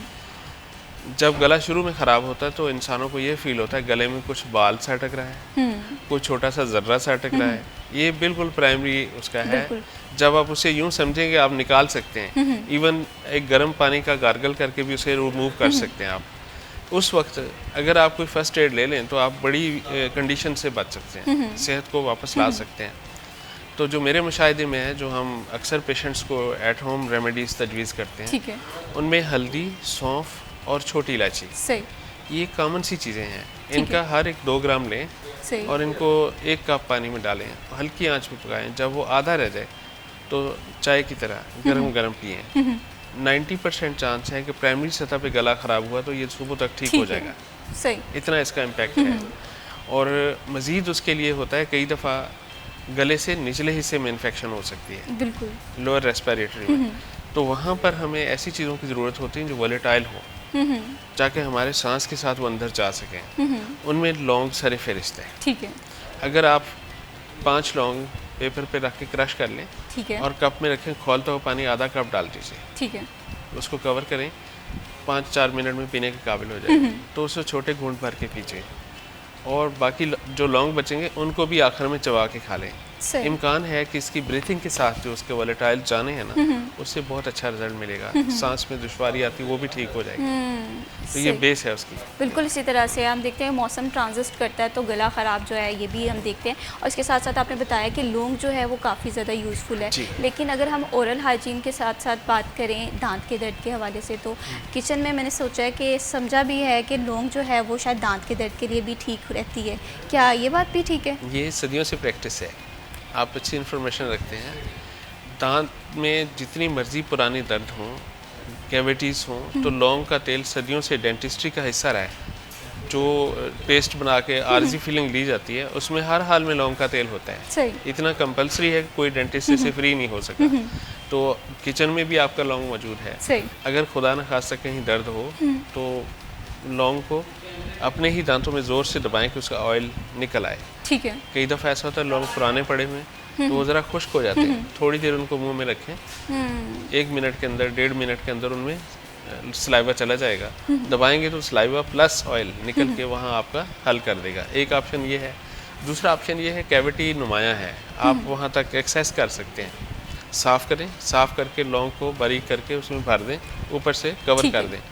अमूमन मैंने देहातों में भी लोगों को देखा है, तो सिंपल आटे का ज़रा सख्त सा एक गोली सी बनाएं, ऊपर रख के प्रेस कर दें, एयर टाइट हो जाए, तो ये दर्द भी रोक देगा और कोई वहाँ माइक्रोबियल एक्टिविटीज़ हैं जैसे कीड़ा लगा हुआ है उसको भी मैनेज कर लेगा। सही, और फिर भी अपने दांतों को और ओरल हाइजीन को मेंटेन करने के लिए लौंग, सिर्फ लौंग, ठीक है, उसका एक पाउडर बना के ला लें, थोड़ा सा नमक शामिल कर लें, ठीक है, तो ये एक बड़ा अच्छा डेंटिफ्रास है, दांत को साफ़ भी करता है और ओरल हाइजीन को मेंटेन भी करता है। ये ज़्यादा बेहतर है। बिल्कुल, यूँ माने तो किचन जो है वो हमारा वाकई इमरजेंसी बॉक्स है। गले का दर्द है, दांत में आपको पेन हो रहा है और ऐसा कोई भी छोटे छोटे इश्यूज़ हैं हम अपने किचन में मैनेज कर सकते हैं, लेकिन बस ज़रूरत ये है कि हमें इस चीज़ की इन्फॉर्मेशन होनी चाहिए। हकीम साहब ये भी बताइएगा, जैसे हम देखते हैं कि मसाला जात जो है वो किचन का बहुत अहम जुज़ होते हैं, खाने में भी इस्तेमाल होते हैं। हल्दी के पॉजिटिव असरात क्या क्या हैं सेहत के लिए? ये चंद चीज़ें ऐसी हैं जिसे पूरी दुनिया में सबसे ज़्यादा रिसर्च पेपर पब्लिश होते हैं, उनमें एक हल्दी भी है। ठीक है। हल्दी को जो दुनिया की सबसे अच्छा एंटी इन्फ्लेमेटरी एजेंट माना जाता है। मैं अपने तौर पे जो मेरी तहकीक है वो ये है कि जिस्म में सिर्फ एक मर्ज़ होता है, वो है इन्फ्लेमेशन। ठीक है। आप इन्फ्लेमेशन हटा दें सब कुछ ठीक हो सकता है। जोड़ों में दर्द है, इन्फ्लेमेटरी चेंज है, गला इन्फ्लेमेशन है, बुखार भी इन्फ्लेमेशन का रद्द अमल है। यानी बॉडी में एक ही मर्ज़ होता है, वो इन्फ्लेमेशन है। अगर आपके पास अच्छा एंटी इन्फ्लेमेटरी मौजूद है तो आप एकदम उसको ठीक कर सकते हैं। हल्दी उनमें सर फहरिस्त है। सही। एक पाकिस्तानी स्टूडेंट्स थे, उन्होंने अमेरिका में कुछ ड्रिंक बनाया बड़ा अच्छा, और अभी वो मुझे एक उनकी वेबसाइट से पता चला है कि वो यूएस आर्मी को बतौर स्पोर्ट दिया जाता है ड्रिंक। ठीक है। एंटी इन्फ्लेमेटरी, ख़ासतौर पे वो लोग जो वायोज में हैं, जो जंगलों में सफ़र करते हैं या ट्रूप्स में जाते हैं, उनके लिए स्पेशल होता है कि आप वहाँ जाके ये ज़रूर लेंगे। इससे अंदाज़ा करें कि कितनी अहमियत है हल्दी की। बिल्कुल। और वर्ल्ड वाइड इसके लिए WHO रिकमेंडेशन मौजूद हैं, और रिसर्च पेपर बार बार ये कह रहे हैं कि गले में ख़राब है, जोड़ों में कोई दर्दें आ रही हैं या इस तरह की कोई इन्फ्लेमेशन है तो हल हो जाएगा उससे। तो मेरा मशवरा है कि आप हल्दी को बस थोड़ा सा ख्याल से इस्तेमाल कर लें। आपके सालन में अगर हल्दी है बनाते हुए तो मुझे यकीन है कि आप बहुत सारे अमराज से बच सकते हैं। लेकिन हल्दी में एक छोटी सी कबाहत है, वो ज़रा सामीन के लिए, नाजरीन के लिए भी बड़ा फ़ायदेमंद साबित होगा। अभी पाकिस्तान में इससे पिछले दिनों एक सर्वे पब्लिश किया गया कि जो हल्दी ली जाती है उसमें लेड के कंपोनेंट्स होते हैं, लेड का आमेजिश होती है। आमेजिश क्यों होती है? जब हल्दी को प्रोसेस किया जाता है तो उसका तरीकाकार ये रखा जाता है कि उसको बॉयल करते हैं। बॉयलिंग के दौरान उसमें कुछ केमिकल शामिल किए जाते हैं ताकि वो अपनी स्ट्रक्चर कायम रख सके। आपने घर पे कभी तजुर्बा किया होगा, अगर खुद नहीं किया तो अपने आप हो गया होगा कि हल्दी की पुरानी गिरें पड़ी हुई हैं और बड़ी सूख के कुछ और ही चुड़मुड़ हो गई, जबकि बाजार से आप लेते हैं तो बड़ी वो सालम नज़र आती हैं।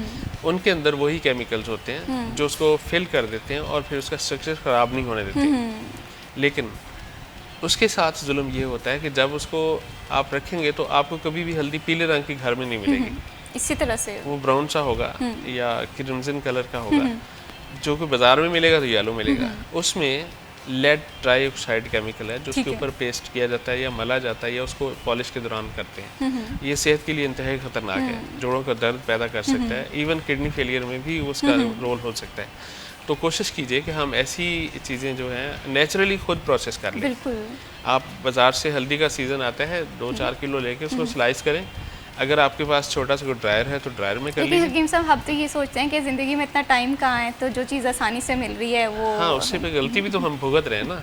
ये मशीन यानी ह्यूमन बॉडी 1000 साल तक तो ऑफिशियली आपने देखा जिए है, जिंदा रही है। तो आज तो हम 100 साल भी नहीं जी रहे, 10% भी नहीं जी रहे। इवन मुझे आप मिलके तलाश करेंगे 40 साल का तंदुरुस्त बंदा आपको मिलेगा ही नहीं शहर में। बिल्कुल। इसका मतलब है हम 5 नहीं 4% भी लाइफ नहीं जी रहे। काज यही है कि जैसे आप कहते हैं कि टाइम नहीं है, हालांकि जीना ही तो असल आपका मकसद है। बिल्कुल। तो इसलिए अपने लिए थोड़ा वक्त निकालें, अपनी फैमिलीज़ के लिए वक्त निकालें और अच्छा फूड जो अवेलेबल है, ये नहीं कि नायाब है, अवेलेबल है, उसको बस अपने तौर पे ज़रा वक्त दें। आपने करना क्या है? अगर आप जी नहीं सकते, अच्छा खा नहीं सकते, तो बाकी क्या काम है आप? हाँ, बिल्कुल। ज़िंदगी जाहिर सी बात है, हम बहुत खूबसूरत ज़िंदगी गुजार सकते हैं, लेकिन उसके लिए सेहत का ख्याल रखना बहुत ज़्यादा ज़रूरी होता है। इसी तरह से हकीम साहब, एक चीज़ हम देखते हैं कि बहुत सारे लोग हैं, अगर वो काली मिर्च का ज़्यादा इस्तेमाल करते हैं, उनकी ये सांस वाली नाली में जलन महसूस उन्हें होती है, तो क्या काली मिर्च सेहत के लिए फ़ायदेमंद के साथ साथ नुकसानदेह भी होती है? एक अहम नुक्ता है इस बारे में। मसाला जो आपने कहा ना, मसाला अरबी लफ्ज़ है, अरबी ज़ुबान का। इसका मतलब है इस्लाह करने वाला, मसाले। ठीक है। तो जो सब्जियों में सालन में ख़राबियाँ आ सकती हैं, उनको ये दूर करने के लिए एक नुस्खा था। सही। जिसका रिकॉर्ड 4500 साल पहले, 4500 साल पहले से रिकॉर्ड में अवेलेबल है। तो मसाला जात जो है, फ़र्ज़ करें आप सब्ज़ी खा रहे हैं, आपने आलू खाए और उसमें कुछ जो सालन बनाया, उसका नुकसान या साइड इफ़ेक्ट्स ये था या उसका एक बैड इम्पैक्ट ये आ सकता था, गैस ट्रैपिंग काज है। अब बिल्कुल सही, काली मिर्च जो है वो सेहत के साथ साथ क्या नुकसानदेह है, इस पे हम हकीम साहब की बात सुन रहे हैं, लेकिन आपको थोड़ा सा इंतज़ार करना पड़ेगा। प्रोसेस के थ्रू हम देखते हैं कि फ़ूड हमारे पास ऐसे मौजूद होते हैं जो हमारी सेहत के लिए बहुत ज़्यादा अच्छे होते हैं, लेकिन हम उन्हें अपनी ज़िंदगी में शामिल नहीं कर पा रहे होते क्योंकि हमें नहीं पता होता कि इनकी अफादियत क्या है। तो आपको इस चीज़ को समझने की ज़रूरत है और अपनी सेहत का ख्याल रखने की भी ज़रूरत है। और ब्रेक पे जाने से पहले हम बात कर रहे थे कि काली मिर्च का इस्तेमाल हम ये देखते हैं कि अक्सर लोगों को सांस की नाली में जलन महसूस करवाता है। तो क्या काली मिर्च का जो इस्तेमाल है वो सेहत के लिए नुकसानदेह है? हकीम साहब, आपसे मैं इस हवाले से जानना चाहती हूँ। सबसे पहले ये बताइएगा, ये जलन महसूस क्यों होती है? काली मिर्च के तो फ़ायदे भी बहुत नज़र आते हैं। इस वक्त जो हमारा लाइफस्टाइल है, ख़ास तौर पे अर्बन एरियाज़ का, वहाँ पर इतनी गलतियाँ हैं कि हम सोच नहीं सकते।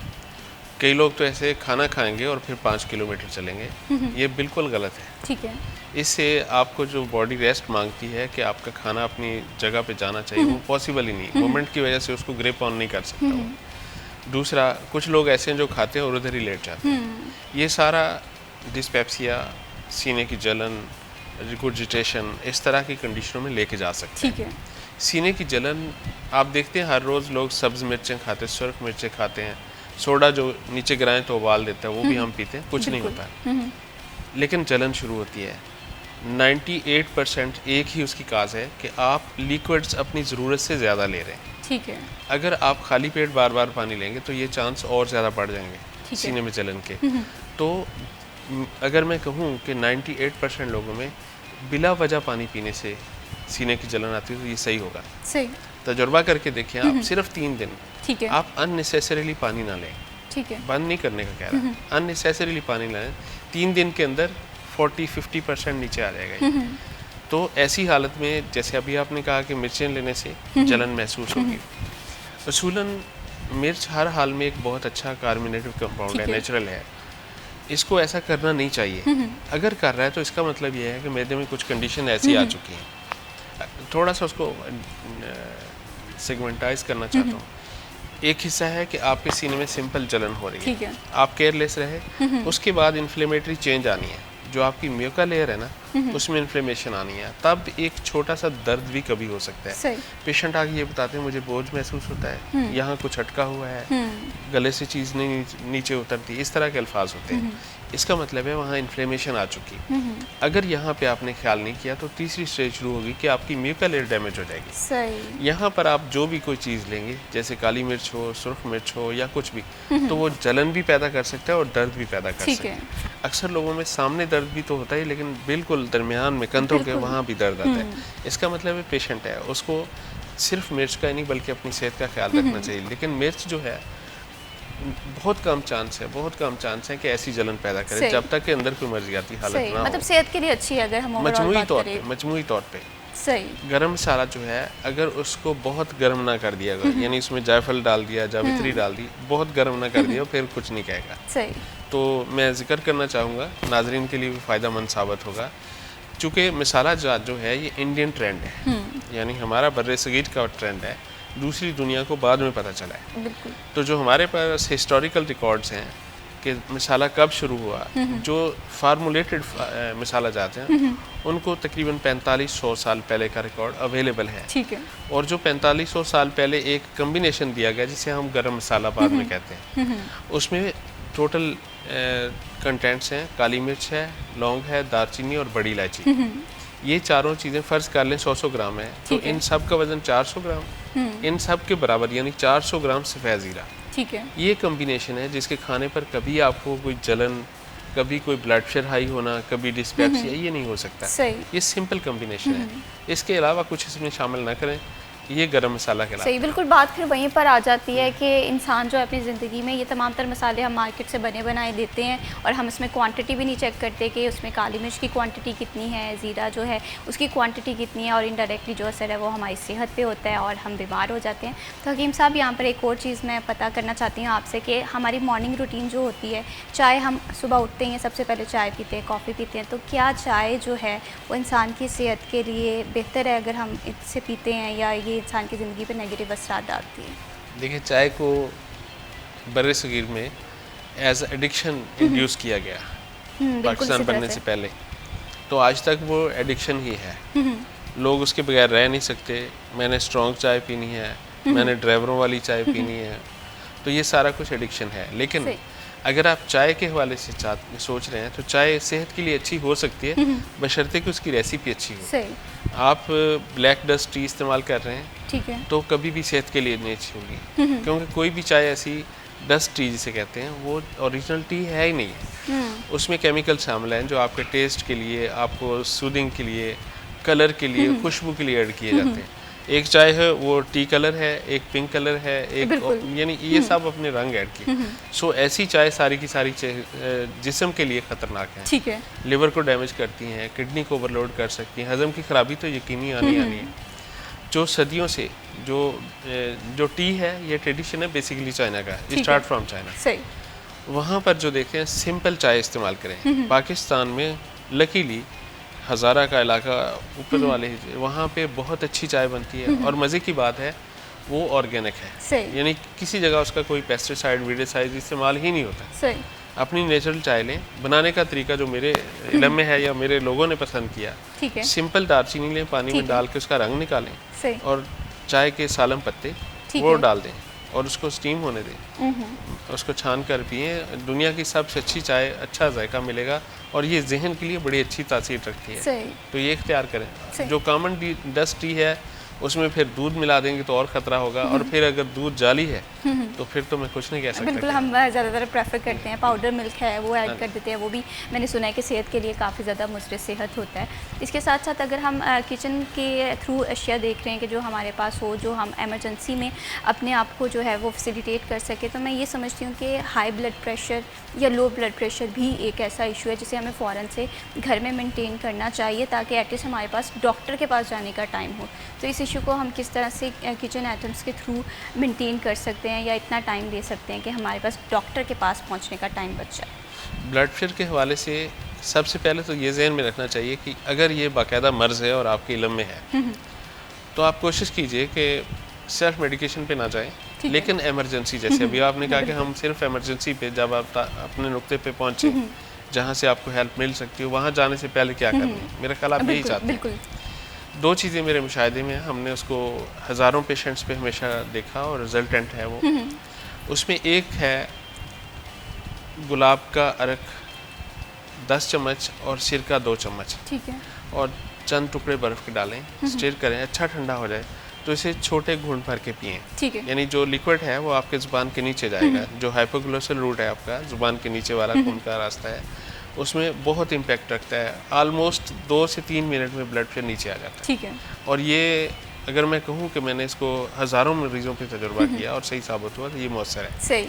इसके बाद अगर एक दफ़ा लेते हैं 170 जो है ब्लड प्रेशर, तो ये एग्जैक्टली 3 मिनट के अंदर 140 पे आ जाएगा, ठीक है, इतना मौसर है। दूसरा एक और रास्ता है, कई दफ़ा मैंने देखे पेशेंट जो हल नहीं होते, परमानेंट हल चाहते हैं, अद्वियात से घबराते हैं, तो लौंग, ये मेरे अतिबा हैं उनको भी शायद इख्तलाफ होगा मेरी इस बात से, लेकिन तजुर्बा करके देखें उसके बाद मुझसे बात कर रहे हैं अतिबा जो ख़ास तौर पे हैं। लौंग लें, 3-4 लौंग मुंह में क्रश करें उस दांत से, ठीक है, और ऊपर से दही वाली लस्सी 1 कप छोटा पी लीजिए। सही।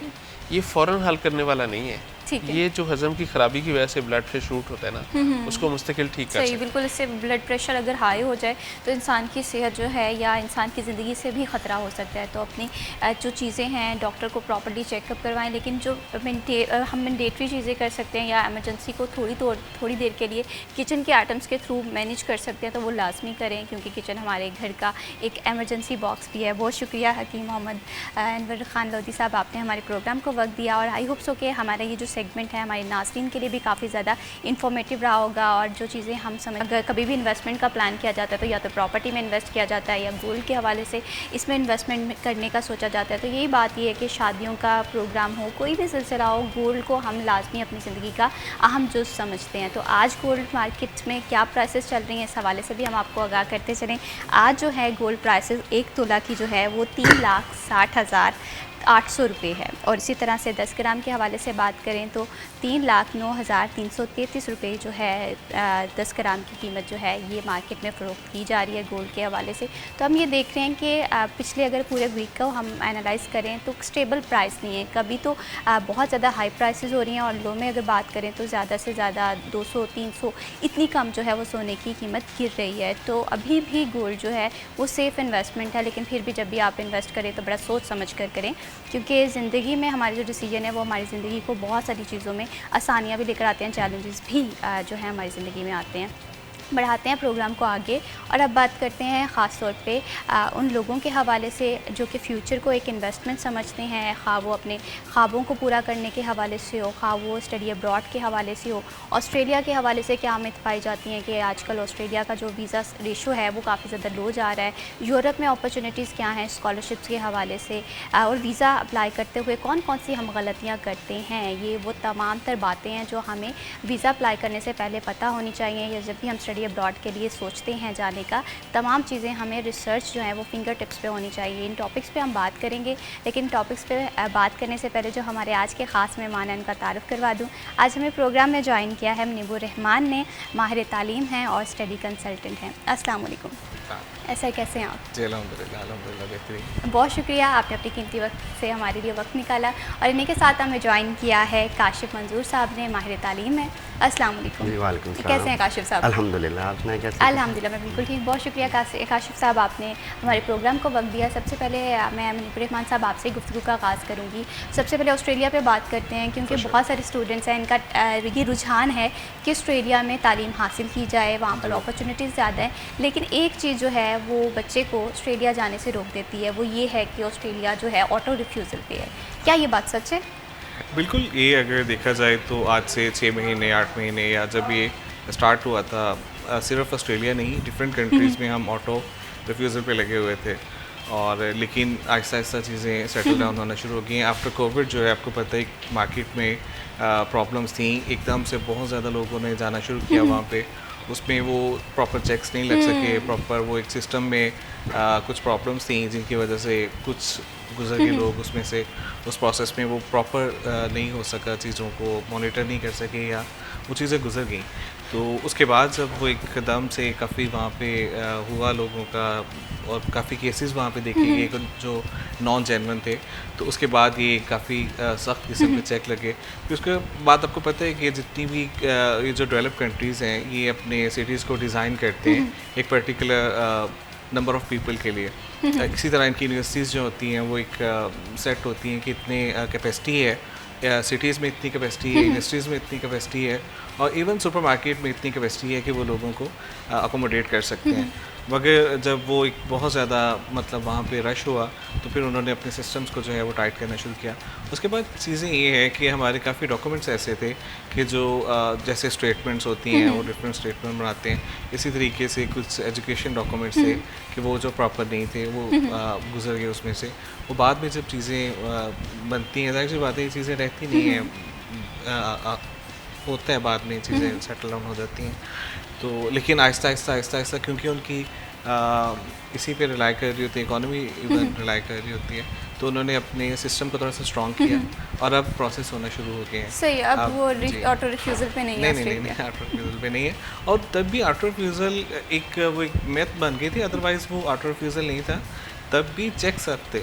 लेकिन अब भी मोर उसको थोड़ा सा उन्होंने रिफाइन किया है, और अब वो जो स्टेटमेंट रखवाने वाला वो इस तरह से आपको मतलब मैनेज करना पड़ेंगी चीज़ों को। सही। और ऑस्ट्रेलिया के हवाले से बात करें तो शायद जीटी की रिक्वायरमेंट थी, वो भी बहुत ज़्यादा कह रहे थे उस पर चेक एंड बैलेंस रखा जाता है, डॉक्यूमेंटेशन पे गलतियाँ करते थे स्टूडेंट, सैलरी स्लिप रिक्वायर्ड होती थी, ऐसी डिफरेंट चीज़ें थी जो कि गलतियाँ स्टूडेंट करते थे। और सैलरी स्लिप मैच नहीं कर रही होती थी आपकी अकाउंट स्टेटमेंट से। अगर आप सैलरी स्लिप शो कर रहे हैं फिर आप उसको शो कर रहे हैं कि वो कैश पे है, तो वो they always discourage people to just deal in cash.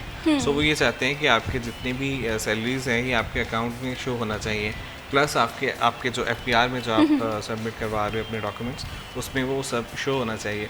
लेकिन ऑब्वियसली हम जैसे भी प्लान करते थे तो वो हम सिर्फ एक वो बना लेते थे सैलरीज, उसके पीछे हम वेबसाइट को भी देख लेते थे कि वो यहाँ से वेरीफाई भी हो जाएंगी, लेकिन वो रिफ्लेक्ट नहीं करती थी। अगर हम रेंटल इनकम शो कर रहे हैं कि हम किसी भी कंट्री में जा रहे हैं तो हम उसे अफोर्ड कर सकते हैं, तो आप उसके अकॉर्डिंगली हम चीज़ों को डिज़ाइन करते थे, रेंटल इनकम शो करते थे, लेकिन वो रिफ्लेक्ट नहीं होती थी आपके FPR के डॉक्यूमेंट्स में, आपके टैक्स के डॉक्यूमेंट्स में।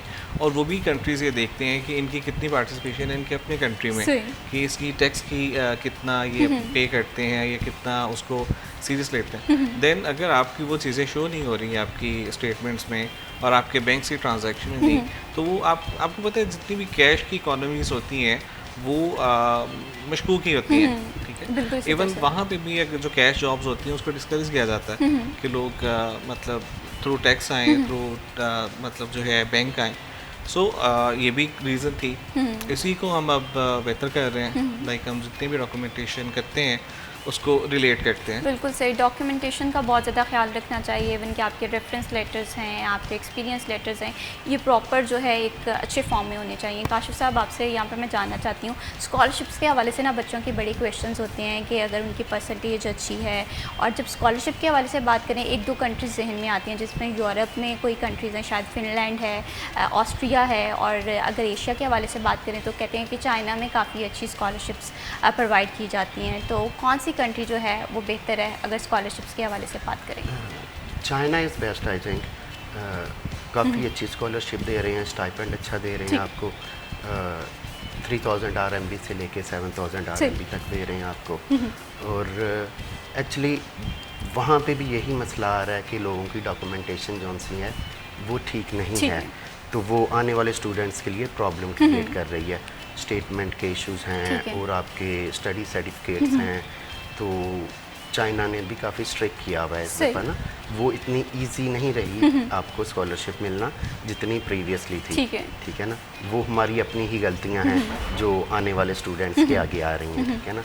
तो I think China is best for scholarship programme. They pay you and tuition fee totally free, accommodation is free and you get some stipend। लेकिन सबसे पहले स्कॉलरशिप्स को फाइंड आउट करना ये बहुत मुश्किल होता है। अगर हम एक आम स्टूडेंट के हवाले से बात करें जिसकी परसेंटेज अच्छी है लेकिन उसे राइट सोर्स नहीं पता कि कहाँ पर कौन सी वेबसाइट हो, तो क्या चाइनीज़ यूनिवर्सिटीज़ अपनी वेबसाइट पे ये चीज़ पब्लिश करती हैं? डॉक्यूमेंटेशंस के हवाले से किस तरह से चीज़ों को लाइन अप करना है, इस हवाले से थोड़ा सा आपसे ज़रूर बात करेंगे।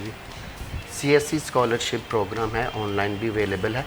इस पर तमाम यूनिवर्सिटीज़ जो उनकी स्कॉलरशिप दे रही हैं और डिफरेंट डिपार्टमेंट्स अवेलेबल हैं। इंजीनियरिंग का है, उसके बाद आपका फिज़िक्स का है, वट एवर मैथमेटिक्स, सारे डिपार्टमेंट्स अवेलेबल हैं और उनके प्रोफेसर्स भी अवेलेबल हैं। सही, स्कॉलरशिप्स के लिए वेबसाइट पे जो चीज़ें सारी अवेलेबल होती हैं, लेकिन डॉक्यूमेंटेशन का ख्याल रखना बहुत ज़्यादा ज़रूरी होता है।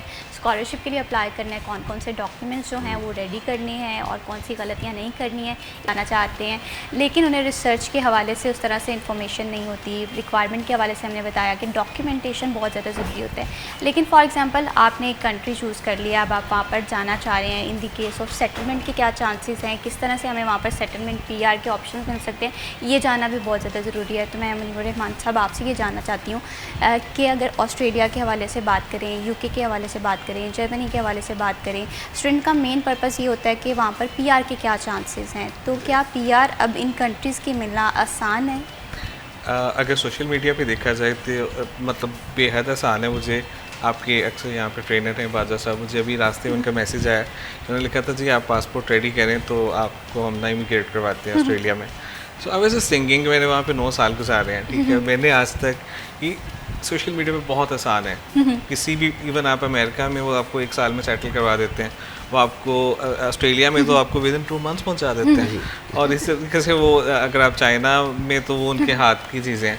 सो ये सारी सोशल मीडिया पे मौजूद चीज़ें हैं कि इसमें वो जी 482 वीज़ा जो है गारंटी के साथ 3 मंथ में आपको जॉब फाइंड करके देंगे, आपको सेटल कर देंगे, और ये मतलब 1 करोड़ 2 करोड़ में ये सब आपकी, ये टोटल सोशल मीडिया की ये चीज़ें हैं। हाँ, मेरे दोस्त हैं, उन्होंने एक कैरियर को स्टार्ट किया। मैं और काशिफ जब वापस आए हैं तो हमने जब चीज़ों को प्लान किया है तो हमने इसी चीज़ को मद्देनज़र रख के किया है कि यार हमने कैरियर काउंसलिंग करनी है। हमने बजाय इसके कि शॉर्ट टर्म में उसको डॉक्यूमेंट्स रेडी करके, स्टेटमेंट रेडी करके किसी को बाहर भिजवाना है, उसके बजाय हम ये करें कि उसको स्किल्स के साथ लाइक जो वहाँ पे जिस कंट्री में एक स्टूडेंट जा रहा है वहाँ की रिक्वायरमेंट भी हो और इसकी जो स्किल्स हैं वो अलाइंड हों और उस कंट्री, ताकि वो उनके लिए यूज़फुल हो सके और वो ख़ुद के लिए भी यूज़फुल हो, वो उसको एक्सप्लॉइट नहीं कर सके वहाँ के लोग। क्योंकि जो वहाँ पे हमारे इवन देसी होते हैं वो उनकी मैक्सिमम कोशिश ये होती है कि वो जो नए आने वालों को एक्सप्लॉइट करें, उनको अंडर पे करेंगे, उनसे ज़्यादा काम लेंगे। अगर नॉर्मल आवर्स 6 आवर्स हैं तो 12 आवर्स भी काम करते हैं।